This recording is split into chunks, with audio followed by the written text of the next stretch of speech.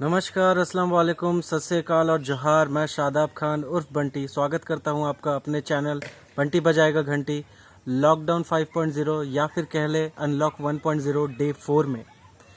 जी हां, आज मैं आप लोगों को बहुत ज़्यादा पकाऊंगा नहीं, कोई बहुत ज़्यादा अपडेट्स नहीं दूंगा क्योंकि अब सारे लोगों को पता है कि क्या खुल चुकी है, क्या बंद है, किन चीज़ों में डिसीजन लेनी है अभी कि कब कैसे क्या खुलेगा।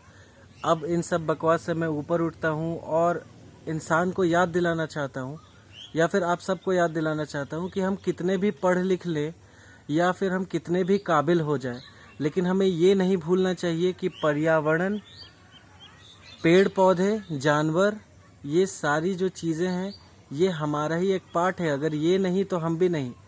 अगर हमारा पर्यावरण, हमारे आसपास के पशु पक्षी अगर विलुप्त हो जाएं तो शायद हमें भी लुप्त होने में ज़्यादा समय नहीं लगेगा। कितना दिमाग लगाएगा इंसान। एक बहुत शर्मनाक घटना हुई है और वो भी ऐसे स्टेट में जहाँ पे लिटरेसी रेट सबसे ज़्यादा है, यानी कि केरला में लिटरेसी रेट सबसे ज़्यादा है। किसी एक लोकल महाशय ने, अब पता नहीं वो क्या था, वो इंसान भी था या नहीं था, अब कौन उससे पूछे कि वो हिंदू था या मुस्लिम था, अब वो जो भी था, लेकिन उसने एक बहुत ही शर्मनाक हरकत की है।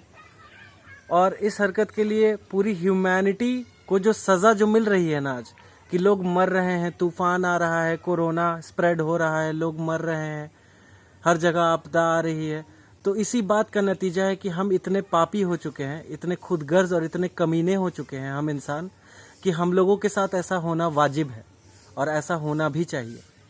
एक बंदे ने अनानस में पटाखों को रखकर या पटाखे रखकर एक हथनी को खिला दिया और बम फटते ही उसे तकलीफ हुई। वो नदी में 3 दिन तक एक ही जगह पे खड़ी रही, किसी को अपने पास नहीं आने दिया। अंत में वो मर गई।